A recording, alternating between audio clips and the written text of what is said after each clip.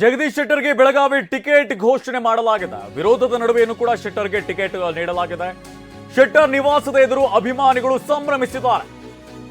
ಇನ್ನು ಮೋದಿ ಅಮಿತ್ ಶಾಗೆ ಶೆಟ್ಟರ್ ಧನ್ಯವಾದವನ್ನು ಸಲ್ಲಿಸಿದ್ದಾರೆ. ಬಿಎಸ್ವೈ ವಿಜಯೇಂದ್ರಗೂ ಕೂಡ ಶೆಟ್ಟರ್ ಧನ್ಯವಾದವನ್ನು ಹೇಳಿದ್ದಾರೆ. ಇನ್ನು ಬೆಳಗಾವಿಯಲ್ಲಿ ಮತ್ತೊಮ್ಮೆ ಬಿಜೆಪಿ ಗೆಲ್ಲಲಿದೆ ಅಂತ ಶೆಟ್ಟರ್ ವಿಶ್ವಾಸವನ್ನ ವ್ಯಕ್ತಪಡಿಸಿದ್ದಾರೆ. ಜಗದೀಶ್ ಶೆಟ್ಟರ್ಗೆ ಟಿಕೆಟ್ ನೀಡಿರುವಂತಹ ಹಿನ್ನೆಲೆಯಲ್ಲಿ ಸಂಭ್ರಮಾಚರಣೆ ಮನೆ ಮಾಡಿರುವಂಥದ್ದು. ಅವರ ನಿವಾಸದ ಬಳಿ ಅಭಿಮಾನಿಗಳು ನೆರೆದಿರುವಂಥದ್ದು. ಹಾಗೇನೆ ಇದೇ ಸಂದರ್ಭದಲ್ಲಿ ಪ್ರಧಾನಿ ನರೇಂದ್ರ ಮೋದಿ, ಬಿಜೆಪಿ ಹೈಕಮಾಂಡ್, ಹಾಗೇನೆ ಬಿಎಸ್ ಯಡಿಯೂರಪ್ಪ, ಬಿಜೆಪಿ ರಾಜ್ಯಾಧ್ಯಕ್ಷ ವಿಜಯೇಂದ್ರಗೂ ಕೂಡ ಧನ್ಯವಾದವನ್ನು ತಿಳಿಸುವಂತಹ ಕೆಲಸವನ್ನು ಮಾಡಿದ್ದಾರೆ. ಹಾಗೇನೆ ಬೆಳಗಾವಿ ಬಿಜೆಪಿಯ ಭದ್ರಕೋಟೆ ಅನ್ನೋ ರೀತಿಯಲ್ಲಿ ವಿಶ್ವಾಸವನ್ನು ವ್ಯಕ್ತಪಡಿಸಿದ್ದಾರೆ.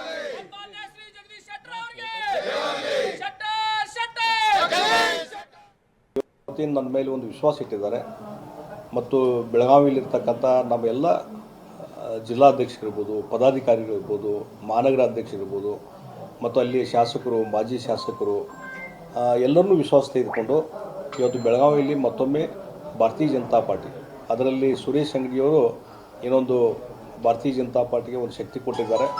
ಅವರು ರೈಲ್ವೆ ಮಿನಿಸ್ಟರಾಗಿ ಏನು ಕೆಲಸ ಮಾಡಿದ್ದಾರೆ ಅದರ ಚಿರ ನೆನಪು ಇವತ್ತು ಜನರಲ್ಲಿದೆ. ಅದಾದಮೇಲೆ ಅವರ ಶ್ರೀಮತಿ ಮಂಗಳಾ ಅಂಗಡಿಯವರು ಸಹಿತ ಕಳೆದ ಎರಡೂವರೆ ವರ್ಷದಿಂದ ಆ ಭಾಗದ ಲೋಕಸಭಾ ಸದಸ್ಯರಾಗಿಯೂ ಸಹಿತ ಉತ್ತಮವಾದಂಥ ಕೆಲಸವನ್ನು ಮಾಡಿದ್ದಾರೆ. ನಮ್ಮ ಕುಟುಂಬದವರಿಗೆ ಟಿಕೆಟ್ ಸಿಕ್ಕಿದೆ, ನಾವೆಲ್ಲರೂ ಕೂಡ ಒಟ್ಟಾಗಿ ಕೆಲಸ ಮಾಡ್ತೇವೆ ಅಂತ ಬೆಳಗಾವಿ ಸಂಸದೆ ಮಂಗಳಾ ಅಂಗಡಿ ಹೇಳಿಕೆಯನ್ನು ನೀಡಿದ್ದಾರೆ.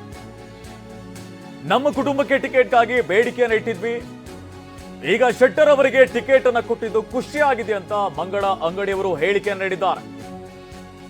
ಶೆಟ್ಟರ್ ಗೆಲುವಿಗೆ ಎಲ್ಲರೂ ಕೂಡ ಒಟ್ಟಾಗಿ ಕೆಲಸವನ್ನ ಮಾಡ್ತೀವಿ ಅಂತ ಹಾಲಿ ಸಂಸದೆ ಮಂಗಳಾ ಅಂಗಡಿ ಹೇಳಿಕೆಯನ್ನು ನೀಡಿದ್ದಾರೆ.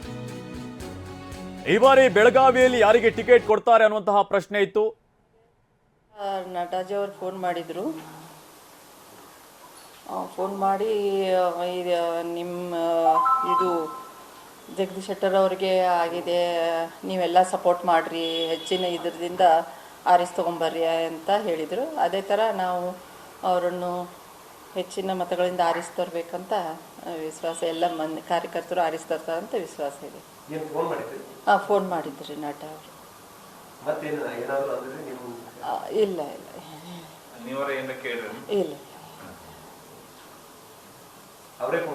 ಅವರು ನಟ ಅವ್ರ ಆಫೀಸ್ದಿಂದ ಫೋನ್ ಮಾಡಿ ಮೊನ್ನೆ ಮನೆಗೆ ಬಂದಾಗ ನನಗೇನು ಬೇಡ ಮಕ್ಕಳಿಗೆ ಕೊಡ್ರಿ ಅಂತ ನೀವು ಕೇಳಿದ್ರಿ. ಹಾಂ ಇಲ್ಲ ಆ ಥರ ಏನಿಲ್ಲ. ಅಂದರೆ ನಮ್ಮ